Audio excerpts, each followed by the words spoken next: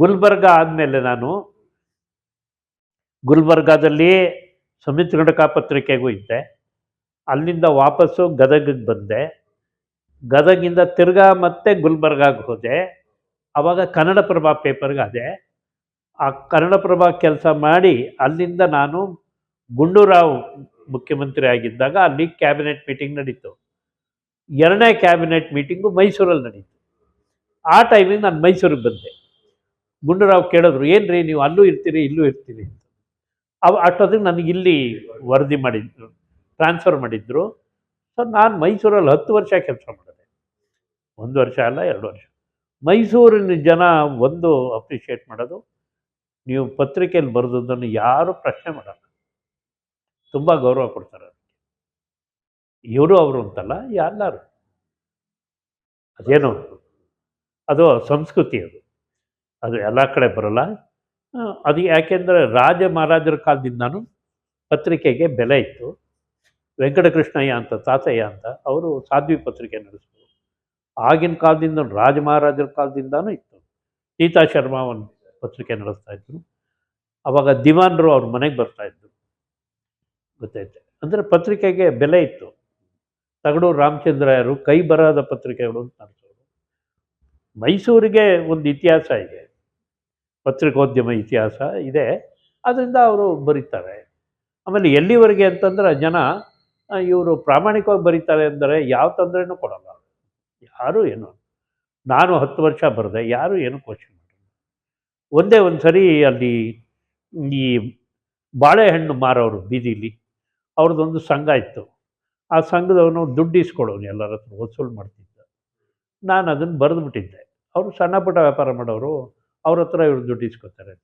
ಅವನು ಅವ್ರನ್ನೆಲ್ಲ ಕರ್ಕೊಂಬಂದು ನನಗೆ ಗೇರೋ ಬಿಟ್ಟಿದ್ದ. ಏನು ನೀವು ವಾಪಸ್ ತೊಗೋಬೇಕು ಬರೆದಿರೋದನ್ನು, ನಾವು ತೊಗೊಳಲ್ಲ ಅಂತ. ಪೊಲೀಸ್ನವ್ರು ಬಂದರು, ಎಲ್ಲ ಆಯಿತು, ಇದಾಯಿತು.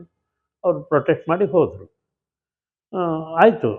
ಅದಾದಮೇಲೆ ಮೈಸೂರಿನ ಜರ್ನಲಿಸ್ಟು ಒಂದು ಡಿಸೈಡ್ ಮಾಡಿದ್ರು, ಇನ್ಮೇಲಿಂದ ಆ ಬೀದಿ ವ್ಯಾಪಾರಿಗಳ ಸಂಘದ ಅಧ್ಯಕ್ಷ ಇದಲ್ಲ, ಅವನ ಸುದ್ದಿನ ನಾವು ಫ್ರಂಟ್ ಪೇಜಲ್ಲಿ ಹಾಕಲ್ಲ, ಒಳಗಡೆ ಹಾಕ್ತೀವಿ ಅಷ್ಟೇ. ನೀವು ಶ್ರೀಶ್ ಅವರಿಗೆ ಗೆರವ್ ಮಾಡಿದ್ಮೇಲೆ ನಮಗೆ ಮಾಡಿದಂಗೆ, ನಿಮ್ಮ ಸುದ್ದಿನ ಹಾಕಲ್ಲ ಅಂತ ಹೇಳಲ್ಲ ನಾವು. ಅದನ್ನು ಮುಖಪುಟಕ್ಕೆ ಹಾಕ್ಬೇಕಾ ಒಳಗಡೆ ಹಾಕ್ಬೇಕಾ ನಾವೇ ತೀರ್ಮಾನ ಮಾಡೋದು, ನಾವು ಹಾಕಲ್ಲ. ಅವನ ಸುದ್ದಿ ಭಾಳ ದಿವಸ ಫ್ರಂಟ್ ಪೇಜಲ್ಲಿ ಬರ್ತಾನೆ ಇರಲಿಲ್ಲ. ಆಮೇಲೆ ಬಂದು ಗೋಳಾಡ್ದ, ನೀವೇ ಹೇಳಿದ್ನ ಅಲ್ಲಪ್ಪ, ನಾನೇ ನಿನ್ನ ಗೆರವ್ ಮಾಡು ಅಂತ ಹೇಳಿದ್ನ, ಮಾಡಿದೆ. ಈಗ ನಾನೇನು ಅವ್ರಿಗೆ ಹೇಳಿಲ್ಲ ಇದು ಮಾಡಿ ಅಂತ, ಆದರೆ ಅವರು ಮಾಡಿದ್ದಾರೆ. ನೀನು ಅವ್ರನ್ನೇ ಕೇಳ್ಕೊ, ನಾನು ಕೇಳಿದ್ರೆ ಏನು ಪ್ರಯೋಜನ ಆಗಲ್ಲ. ಅಂದರೆ ಮೈಸೂರಿನ ಜನ ಎಷ್ಟು ಸೂಕ್ಷ್ಮ ಇರ್ತಾರೆ. ಶ್ರೀಕಂಠ ದತ್ತ ಚುನಾವಣೆಯಲ್ಲಿ ಸೋಲ್ತಾರೆ. ನಾನು ಕೋಟೆ ಇಬ್ಬರೇ ಬರೆದಿದ್ದು, ಆಂದೋಲನ ಬರೆದಿದ್ವಿ. ಕೇಳಿದ್ರು ಅವರು, Srikanta Datta, can you tell me who told you? No, I can't tell you. It's my source, I can't disclose. But how do you came to know? Yes, my source is correct, you will be defeated. ಆಯಿತು, ಸೋತರು. ಅಂದರೆ ನನಗೆ ಯಾರು ಹೇಳಿದವರು ಅಂತಂದರೆ, ಅವ್ರ ಅಕ್ಕಪಕ್ಕ ಇದ್ದವರೇ ಹೇಳಿದ್ದು, ಈ ಸರಿ ಸೋಲಿಸ್ತೀವಿ ಸರ್ ಇವ್ರು. ನಾನು 24 ಗಂಟೆ ಅವ್ರ ಜೊತೆಲೇ ಇರೋರು. ವೇದಾಂತ ಎಮ್ಗೆ ಶಾಸಕ, ಅವರು ಫಸ್ಟ್ ಟೈಮು ಕೃಷ್ಣರಾಜ ಕಾನ್ಸ್ಟಿಟ್ಯೂನ್ಸಿಯಲ್ಲಿ ರೌಡಿಗಳಿಗೆ ಅವಕಾಶ ಕೊಟ್ಟಿದ್ದರು. ನಾನು ಹೇಳಿದೆ, ನೋಡಿ ನೀವು ರೌಡಿಗಳಿಗೆ ಅವಕಾಶ ಕೊಡ್ತೀವಿ, ಜನ ಇಷ್ಟಪಡಲ್ಲ, ಬೇಕಾದ್ರೆ ದುಡ್ಡು ತಿನ್ನಿ, ಏನೂ ಅನ್ನಲ್ಲ ಅವರು. ಆದರೆ ರೌಡಿಗಳನ್ನ ಬೆಳೆಸೋದು, ಅದು ಹೆಣ್ಮಕ್ಳು ಇಷ್ಟಪಡಲ್ಲ, ಅವ್ರಿಗೆ ಓಡಾಡೋಕ್ಕೆ ಕಷ್ಟ ಆಗುತ್ತೆ ಎಲ್ಲ. ನನಗೆ ಗೊತ್ತಿದೆ ಎಲೆಕ್ಷನ್ ಫೇಸ್ ಮಾಡಬೇಕು ಹೇಗೆ ಅಂತ. ಆಯಿತು. ಆಮೇಲೆ ಎಲೆಕ್ಷನ್ ಬಂತು. ಖಾದ್ರಿ ಶಾಮಣ್ಣಗೆ ಹೇಳಿದ್ರು ಅವರು, ಇವ್ನು ನನ್ನ ವಿರುದ್ಧ ಬರೆದ್ಬಿಟ್ಟೇನ ಹೇಗೆ. ಖಾದ್ರಿ ಶಾಮಣ್ಣ ಅವ್ನು ಬರಿಬೇಕಾದ್ರೆ ಎಲ್ಲ ಯೋಚನೆ ಮಾಡಿ ಬರೀತಾನಪ್ಪ, ಹಾಗೆಲ್ಲ ಸುಮ್ಮನೆ ಬರೆಯಲ್ಲ. ನನ್ನ ಕೇಳಿದ್ರು, ಏನಪ್ಪ ನಾನು ನೀನು ಕೇಳ್ಬೋದಾ? ಕೇಳಿ ಸರ್.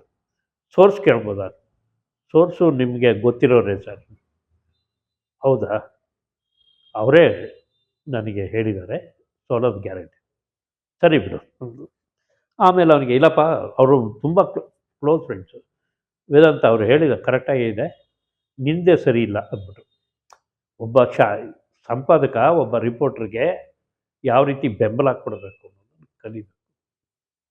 ಸೋತ್ರವರು ಅದು ಬೇರೆ ವಿಚಾರ, ಜನ ಏನು ನಾನು ಓದ್ಬಿಟ್ಟು. ಆದರೆ ನಾ ಬರೆದದ್ದ ಸಮೀಕ್ಷೆಯಲ್ಲಿ ಹೆಣ್ಮಕ್ಳು ಅದನ್ನು ಅಂಡರ್ಲೈನ್ ಮಾಡಿದ್ರು. ಇವರು ಓಟ್ ಕೇಳಕ್ಕೆ ಹೋದಾಗ ನೋಡ್ರಿ ನಿಮ್ಮ ಮನೆ ಬರ್ದಿಯಾರ ಇಲ್ಲಿಯ ಜನ ರೌಡಿಗಳನ್ನು ಬೆಳೆಸೋದನ್ನು ಮಾತ್ರ ಒಪ್ಪಿಲ್ಲ ಅಂತ ಬರೆದಿದ್ದೆ ಅಷ್ಟೇ, ನೀನು ಬರ್ದಿರಲಿಲ್ಲ. ಅವ್ರು ಓಟ್ ಹಾಕಲ್ಲ ಅಂತ ಬರೆದಿರಲಿಲ್ಲ. ಈ ರೌಡಿಗಳನ್ನು ಬೆಳೆಸಿರೋದನ್ನ ಇಲ್ಲಿ ಕ್ಷೇತ್ರದ ಹೆಣ್ಣು ಮಕ್ಕಳು ಒಪ್ಪಲ್ಲ. ಅದೇ ಒಪಿನಿಯನ್ ರೀ ನಮ್ಮದು, ಆಗಲ್ಲ ಹೋಗಿ. ಅವನು ಆಮೇಲೆ ನೀನು ನನ್ನ ಸಾಯಿಸ್ಬಿಟ್ಟೆ ಅಂದ್ಬಿಟ್ಟು ಕೂಗಾಡ್ದ. ಅಲ್ಲಪ್ಪ ನಾನು ಮೊದಲೇ ಹೇಳಿದ್ದೆ ನಿನಗೆ, ನೀನು ಕೇಳಲಿಲ್ಲ, ನನಗೆ ಗೊತ್ತಿದೆ ಗೆಲ್ಲೋದು ಹೇಗೆ ಅಂತಂದ್ರೆ. ಅದರಲ್ಲೇನು ಅಂದರೆ ನಾಡಿ ಮಿಡಿತನ ನಾವು ತಿಳ್ಕೋಬೇಕು ಜನರದ್ದು, ಇಲ್ಲದಿದ್ದರೆ ಆಗೋದಿಲ್ಲ.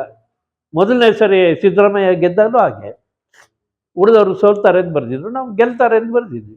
ಅಂದರೆ ಪತ್ರಕರ್ತನಾದವನು ಜನರ ವಿಶ್ವಾಸನ ಗಳಿಸಿದ್ರೆ ಅವರು ಲೀಡ್ರಿಗೇನು ಹೇಳಲ್ಲ, ಅದನ್ನು ನಮಗೆ ಹೇಳ್ತಾರೆ. ಅವರು ಹೆಗ್ಗಡದೇವನ ಕೋಟೆಯಲ್ಲಿ ಶ್ರೀಕಂಠ ದತ್ತ ಭಾಷಣ ಮಾಡ್ತಿದ್ದಾರೆ, ನಾನು ಕಾರಲ್ಲಿ ಕೂತಿದ್ದೀನಿ, ಅವ್ರ ಜೊತೆ ಅವರು ಸ್ನೇಹಿತರೇ ಕೂತಿದ್ರು. ಸಾಮಾನ್ಯವಾಗಿ ರಾಜನ್ನ ಸವಾರಿ ಅಂತಾರೆ, ಏನು ರೀ ಸವಾರಿ ಬರುತ್ತಾ ಈ ಸರಿ? ಇಲ್ಲ ಸರ್ ಅಂದ್ಬಿಟ್ಟ.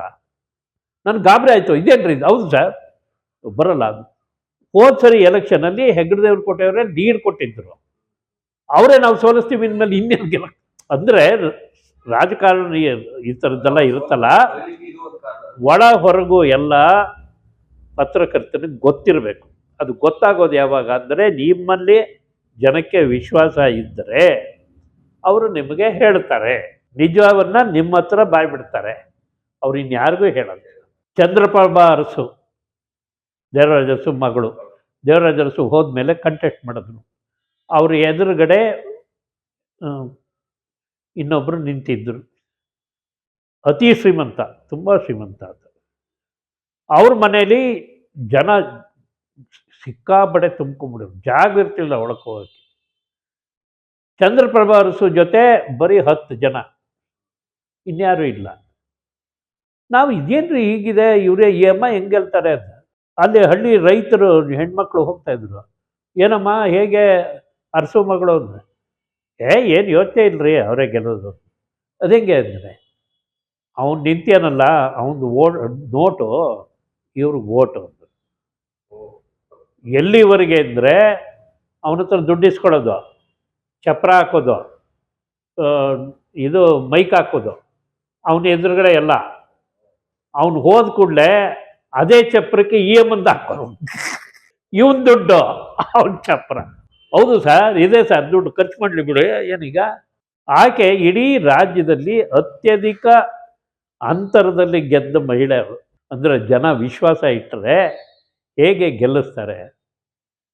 ನಮಗೆ ಆಶ್ಚರ್ಯ ಆಗೋಯ್ತು, ಜನರ ತೀರ್ಮಾನ ಇದೆಯಲ್ಲ ಅದು ಅಷ್ಟು ಸುಲಭವಾಗಿ ಅರ್ಥವಾಗೋದಿಲ್ಲ. ಆಮೇಲೆ ಅವ್ರು ಬಿಟ್ಟು ಬಾಯ್ಬಿಟ್ಟು ಹೇಳಲ್ಲ, ಅವ್ರೇನು ಮಾಡಬೇಕು ಅದು ಮಾಡಿರ್ತಾರೆ. ಅದನ್ನು ತಿಳಿದುಕೊಳ್ಳುವಂತಹ ನಾಡಿ ಮಿಡಿತ ತಿಳ್ಕೊಳ್ಳುವಂಥದ್ದು ಪತ್ರಕರ್ತನಿಗೆ ಇರಬೇಕು. ಆವಾಗ ನಿಮಗೆ ಅದೇನಾಗುತ್ತೆ, ನೀವು ನೆಲದ ಮಟ್ಟದಲ್ಲಿ ಜನರ ಜೊತೆ ಸಂಪರ್ಕ ಇಟ್ಕೊಂಡಾಗ ಅದು ತಿಳಿಯುತ್ತೆ, ಇಲ್ಲದ್ರೆ ತಿಳಿಯಲ್ಲ. ಅವ್ರು ಭಾಷಣ ಮಾಡ್ತಾರೆ, ನಾವು ಇಷ್ಟು ಸೀಟ್ಗೆ ಎದ್ಬಿಡ್ತೀವಿ, ಅಷ್ಟು ಸೀಟ್ಗೆ ಎದ್ಬಿಡ್ತೀವಿ. ಜನ ತೀರ್ಮಾನ ಮಾಡಬೇಕಲ್ಲ, ಜನ ಅಷ್ಟು ಸುಲಭ ತೀರ್ಮಾನ ಮಾಡ್ತಾರ? ಅವ್ರು ಏನೇನೋ ಲೆಕ್ಕ ಹಾಕ್ತಾರೆ, ಮಾಡ್ತಾರೆ. ಪ್ರತಿಯೊಂದು ಚುನಾವಣೆಯಲ್ಲೂ ಪ್ರತಿಯೊಬ್ಬ ರಾಜಕಾರಣಿಗೂ ಅದು ಅಗ್ನಿ ಪರೀಕ್ಷೆ. ಅವನು 10 ಸರಿ ಗೆದ್ದಿರ್ಬೋದು, 12 ಸರಿ ಗೆದ್ದಿರ್ಬೋದು. ಬೀದರಿಂದ MP ರಾಮಚಂದ್ರ ವೀರಪ್ಪ ಅವರು ರೆಕಾರ್ಡು, ದಾಖಲೆ ಅವ್ರದ್ದು. ಅವರು ಹೇಗೆ ಗೆಲ್ತಿದ್ರು? ಅವರು ಕಚ್ಚೆ ಪಂಚೆ ಒಂದು ಜುಬ್ಬ ಅಷ್ಟೆ, ಚಪ್ಪಲಿ ಒಲಿಯೋನು, ಅವನ ಜೊತೆ ನೆಲದ ಮೇಲೆ ಕೂತ್ಕೊಂಡ್ಬಿಡೋನು. ಏನಪ್ಪ ಅಂದ್ಬಿಟ್ಟು ಎಲ್ಲಡಿಕೆ ತೆಗಿಯೋನು, ಅವನಿಗೂ ಎಲ್ಲಡಿಕೆ ಕೊಡೋನು, ತಾನು ಹಾಕ್ಕೊಳ್ಳೋನು. ಹೆಂಗಿದೆಯಾ, ಹೆಂಗೆ ನಡೀತಿದೆ ಅಂತೆಲ್ಲ ಕಡೆ. ಬದಿ ನಡೀತಾ ಇದೆ ಬದಿ ಹಾಗೆ ಅಂತ. ಆಯಿತು, ಎಲೆಕ್ಷನ್ ಬಂದಿದೆ, ಓಟ್ ಹಾಕ್ಬೇಕು. ಹಾಕೋಣ ಬಿಡಿ. ಅವನು ಇನ್ಷಿಯಲ್ಲು MP ಅಲ್ಲ, ಜನ MP ಅಂತ ಮಾಡಿದ್ದ. ಅವನು ಪರ್ಮನೆಂಟ್ MP ಅವನು. ಯಾಕೆಂದ್ರೆ ಜನಕ್ಕೆ ಅವನ ಮೇಲೆ ವಿಶ್ವಾಸ. ಆ ವಿಶ್ವಾಸನ ಗಳಿಸೋದೇ ಬಹಳ ಮುಖ್ಯ. ಜನಪ್ರತಿನಿಧಿ ಇರ್ಬೋದು, ಪತ್ರಕರ್ತ ಇರ್ಬೋದು, ಯಾರೇ ಇರ್ಬೋದು, ಆ ವಿಶ್ವಾಸ ಆಯಿತು ಅಂದರೆ ನೀ ತಪ್ಪು ಮಾಡಿದ್ರು ಜನ ಕ್ಷಮಿಸ್ತಾರೆ, ಅಷ್ಟು ದೊಡ್ಡವರಾಗಿರ್ತಾರೆ ಅವರು, ಔದಾರ್ಯ ಇರುತ್ತೆ ಅವರಿಗೆ. ನಾನು ತಪ್ಪು ಮಾಡಲ್ಲ ಅಂತ ಹೇಳಲ್ಲ, ನಾನು ತಪ್ಪು ಮಾಡಿದ್ರು ನನಗೆ ರಕ್ಷಣೆ ಯಾವುದು ಅಂದರೆ ಪೊಲೀಸ್ನವರಲ್ಲ, ಜನ. ಜನ ನನ್ನ ಜೊತೆ ಇದ್ದರೆ ನಾನು ತಪ್ಪು ಬರೆದಿದ್ರು ಸರಿ ಅಂತಾರೆ. ಅವ್ರೇನ್ರಿ ತಪ್ಪು ಬರ್ದಿದ್ದಾರೆ, ಸರಿಯಾಗಿದೆ ಬಿಡ್ರಿ ಅಂತಾರೆ.